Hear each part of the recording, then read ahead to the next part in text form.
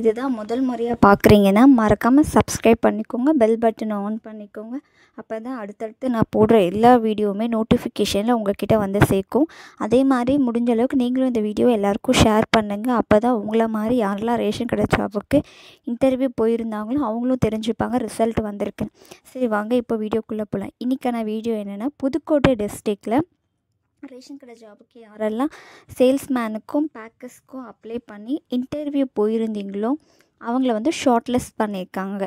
அதாவது interview letter வந்து document verification first நம்ம இன்டர்வியூக்கு போகும்போதே நம்மளோட டாக்குமெண்ட் வெரிஃபிகேஷன் தான் நடக்கும். நம்ம ஆன்லைனில் கொடுத்துருக்க எல்லா டாக்குமெண்ட்டுமே நம்ம ஒரிஜினல் கையில் கொண்டு போயிருப்போம். அந்த ஒரிஜினலும் நம்ம ஆன்லைனில் கொண்டு போயிருக்க 10th பேக்கர்ஸாக இருந்தால் 10th மார்க் ஷீட் கேட்டிருப்பாங்க. சேல்ஸ்மேனாக இருந்தால் 12th mark sheet. So 10th mark sheet, 12th mark sheet, community certificate, நம்மளோட ஆதார், 2 ஃபோட்டோஸ் இதெல்லாம் கண்டிப்பாக வாங்கியிருப்பாங்க. இதெல்லாம் வாங்கி வெரிஃபை பண்ணி கரெக்டாக இருக்கா அப்படின்னு சொல்லி பார்த்துருப்பாங்க. ப்ளஸ் ஊனமுற்றவர்களாக இருந்தால் அவங்களோட சர்டிஃபிகேட், விடோவாக இருந்தால் அவங்களோட சர்டிஃபிகேட், அப்பா இல்லை அம்மா இல்லாதவங்க இருந்தால் அவங்களோட சர்டிஃபிகேட், இதெல்லாம் அவங்க பார்த்துட்டு கரெக்டாக எதுக்குன்னு சொல்லி செக் பண்ணி முடிச்சிட்டதுக்கப்புறம் அவங்க நம்மக்கிட்ட வந்து, அதாவது இப்போ ஏதாவது ஒரு டிஸ்ட்ரிக் எடுத்துக்கிறீங்க, புதுக்கோட்டை டிஸ்ட்ரிக் எடுத்துக்கிறீங்கன்னா அது பக்கத்தில் நியர்பையில் என்னென்ன ரேஷன் கார்டில் என்ன வேக்கண்ட் இருக்குது அப்படின்னு சொல்லி அவங்க லிஸ்ட்டு வச்சுருப்பாங்க. அந்த இடத்த நம்ம சூஸ் பண்ணணும். மினிமம் 3 இடத்த நம்ம சூஸ் பண்ணுற மாதிரி இருக்கும். நமக்கு எது கிட்ட இருக்குது அப்படின்னு சொல்லிட்டு நான் திருவள்ளூர் டிஸ்ட்ரிக்ட் போயிருந்தேன். என்கிட்ட வந்து மினிமம் 5 இடத்த சூஸ் பண்ண சொல்லி கேட்டிருந்தாங்க. நான் 5 இடத்த சூஸ் பண்ணேன்.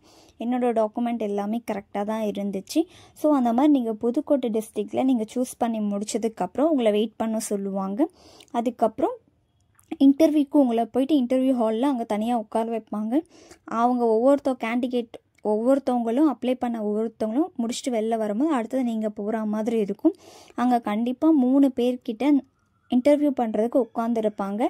ஒரு எக்ஸ்பீரியன்ஸ், ஒரு மிடில் ஏஜ், கொஞ்சம் ஓரளவுக்கு அந்த மாதிரி ஒரு 3 பேர்கிட்ட உட்காந்துட்ருப்பாங்க. அவங்க 3 பேருமே தான் நம்மக்கிட்ட கேள்வி கேட்பாங்க. ரேஷன் கடை அப்படின்றதுனால சேல்ஸ்மேனாக இருந்தால் சேல்ஸ்மேன்கிட்ட என்ன ரிலேட்டடாக கேள்வி கேட்க முடியுமோ அந்த கேள்வியெல்லாம் கேட்பாங்க. அதாவது எக்ஸாம்பிள், ரேஷன் கடையை எத்தனை மணிக்கு ஓப்பன் பண்ணுவாங்க, நம்ம பக்கத்தில் இருக்க வார்டோட ரேஷன் கடை வார்டு நம்பர் என்ன, நம்மளோட ரேஷன் கடை எத்தனை இருக்குது, இல்லை நம்மளோட ரேஷன் கடையில் என்னென்ன பொருள் என்னென்ன விலைக்கு விற்கிறோம், எது ஃப்ரீயாக கொடுக்குறாங்க, அந்த மாதிரி எல்லாம் கேள்வி கேட்பாங்க. அது ரிலேட்டடாக, அதாவது ரேஷன் கடை ரிலேட்டடாக தான் எல்லா கேள்வியுமே கேட்பாங்க.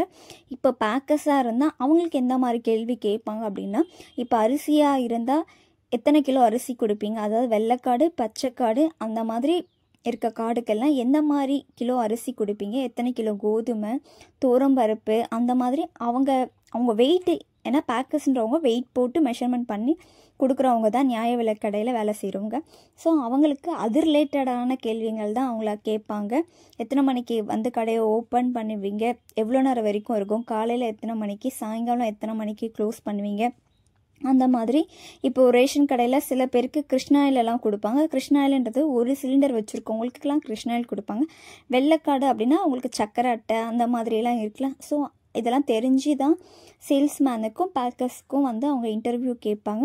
அந்த இன்டர்வியூவில் யார் ரொம்ப கரெக்டாக, அதாவது இன்டர்வியூ கேள்வி கேட்டு அவங்கள இம்ப்ரெஸ் பண்ணுற மாதிரி யாரெல்லாம் பதில் சொல்லியிருக்காங்க அவங்களுக்கு ரொம்ப குவாலிஃபைடு, அதாவது இந்த வேலைக்கு இவங்க தகுதியானவங்கன்னு சொல்லி அவங்க ஃபிக்ஸ் பண்ணி வச்சுருப்பாங்க. அவங்கள தான் இப்போ வந்து செலக்ட் பண்ணியிருக்காங்க. டோட்டலாக நீங்கள் பார்த்தீங்கன்னா சேல்ஸ்மேனுக்கு 85 பேரை செலக்ட் பண்ணியிருக்காங்க. தூத்துக்குடி டிஸ்ட்ரிக்ட்க்கு 85 பேரை செலக்ட் பண்ணியிருக்காங்க. அந்த 85 பேரும் எந்த வார்டு எந்த தொகுதியில் இருக்க ரேஷன் கடைக்கு அப்படின்றத எல்லாமே வந்து கவர்மெண்ட் கிட்டேருந்து எப்படி இன்டர்வியூ லெட்டர் அஃபிஷியலாக அவங்களோட வெப்சைட்டில் வந்துச்சோ அதே மாதிரி ரிசல்ட்டு அவங்களோட அஃபிஷியலாக அவங்களோட வெப்சைட்டில் வந்த மாதிரி ஆஃபர் லெட்டரும் அதே மாதிரி அஃபிஷியலாக வரும். நம்ம அதை டவுன்லோட் பண்ணியோ இல்லை அவங்களோட அட்ரஸ்க்கே அவங்க கொரியர் கூட வைக்கலாம், ஏதோ ஒன்று. இது ஆன்லைன் இல்லை ஆஃப்லைன் மூலயமா உங்களோட ஆஃபர் லெட்டர் வரும். அதை நீங்கள் எடுத்துகிட்டு போயிட்டு நீங்கள் உங்களோட வேலையை ஜாயின் பண்ணுற மாதிரி தான் இருக்கும் அடுத்த ப்ராசஸ்ஸே. இந்த 85 பேருமே வந்து நியாய விலை கடையில், அதாவது ரேஷன் கடை ஜாபுக்கு சேல்ஸ்மேனுக்கு கவர்மெண்ட்டால் அங்கீகரிக்கப்பட்ட ஊழியராக இப்போதைக்கு கருதப்படுறாங்க.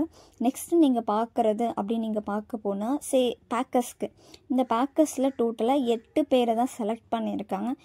மேபி எல்லா நியாய விலைக் கடையிலையும் இருந்திருப்பாங்க. ஒரு 8 வேக்கன்ட் மட்டும்தான் காலியாக இருக்கிறதுனால 8 கேண்டிடேட், அதாவது 8 பேரை ஊழியரை மட்டும்தான் செலக்ட் பண்ணியிருக்காங்க.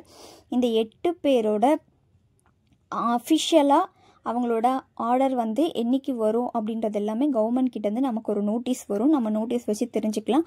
ஆன்லைன் மூலயமோ இல்லை ஆஃப்லைன் மூலயமோ அதை டவுன்லோட் பண்ணி எடுத்துகிட்டு எந்த வார்டு, எந்த தொகுதியில் இருக்க ரேஷன் கடைக்கு, இது எல்லாமே நம்மளை வந்து ஆஃபர் லெட்டர் மூலயமா தெரிஞ்சுக்கலாம். அதே மாதிரி நம்மளோட சேல்ரி, சில பேர் சேல்ரியை மறந்துருப்பாங்க. அதாவது இந்த குறைஞ்சபட்சம் இது, அதிகபட்சம் இது அப்படின்னு சொல்லி தான் போட்டிருப்பாங்களே தவிர இதுதான் ஃபிக்ஸ்டு அப்படின்னு இன்னும் நிர்ணயிக்கப்படலை. அப்படி நிர்ணயிக்கப்பட்டால் உங்களோட அப்பாயின்மெண்ட் ஆர்டர்லேயே அது இருக்கும். டேட் ஆஃப் ஜாயினிங், உங்களோட வார்டோட நம்பர், அதாவது உங்கள் ரேஷன் கடையோட நம்பர், நெக்ஸ்ட்டு உங்கள் சேலரி, இது எல்லாமே வந்து கண்டிப்பாக உங்கள் அப்பாயின்மெண்ட் ஆர்டரில் இருக்கும். நீங்கள் அதை பார்த்து தெரிஞ்சுக்கலாம். முக்கியமான விஷயம், இதில் இருக்க ரிசல்ட்டில் சேல்ஸ்மேன் 85 பேரும், பேக்கர்ஸில் 8 பேரும் உங்களோட registration number, date of birth இதெல்லாம் கரெக்டாக இருக்கா, உங்கள் நேமை செக் பண்ணிக்கோ. ரொம்ப முக்கியமான விஷயம் நீங்கள் பார்த்தீங்கன்னா உங்கள் நேம், உங்கள் நேமோட இனிஷியல் இதெல்லாம் கரெக்டாக இருக்கா. மொத்தம் நீங்கள் 4 செக் பண்ணணும். இந்த 4மே கரெக்டாக இருக்கா அப்படின்னு சொல்லி நீங்கள் செக் பண்ணிக்கோங்க. அது உங்களோடதாக இருந்தால் நீங்கள் நிஜமாகவே கடவுளுக்கு தான் தேங்க்ஸ் சொல்லணும். இந்த சேல்ஸ்மேன் 85 பேருக்கும் பேக்கர்ஸ் 8 பேருக்குமே என்னோட மனப்பூர்வமான வாழ்த்துக்கள். காரணம் என்னென்னா, நீங்கள் கவர்மெண்ட்டால் அங்கீகரிக்கப்பட்ட நியாய விலை கடையோட ஊழியராக அரசாங்கம் உங்களை நிர்ணயிச்சிருக்காங்க. நானும் திருவள்ளூருக்கு போயிருந்தேன். பட் நான் இன்னும் ரிசல்ட் வரல. பட் நான் செலக்ட் ஆக மாட்டேன்னு எனக்கு தெரியும். ஏன்னா அவங்க என்னை கேட்ட கேள்வி ஓவர் குவாலிஃபைட். இந்த குவாலிஃபைடுக்கு நீங்கள் ஏன் வேலைக்கு வந்தீங்கன்னு தான் என்னை கேட்குறாங்க. எந்த வேலையுமே வந்து சின்னது பெருசு இல்லை. எல்லாருக்குமே இங்கே கவர்மெண்ட் சர்வெண்ட் ஆகணும்னு தான் ஆசை. அட்லீஸ்ட் நாங்கள் இன்டர்வியூக்குன்னு வந்திருக்கோம். அதை பேஸ் பண்ணி ஒரு கேள்வியாவது கேளுங்க. அதை பேஸ் பண்ணி ஒரு கேள்வி கூட கேட்காம இருக்கிறது ரொம்ப கஷ்டமாக இருக்குது. அந்த மாதிரிலாம் யாருக்கு நடந்திருக்குன்னு சொல்லி கமெண்ட் பண்ணுங்கள். நானும் அதை பார்த்து தெரிஞ்சுக்கிறேன். தேங்க்யூ.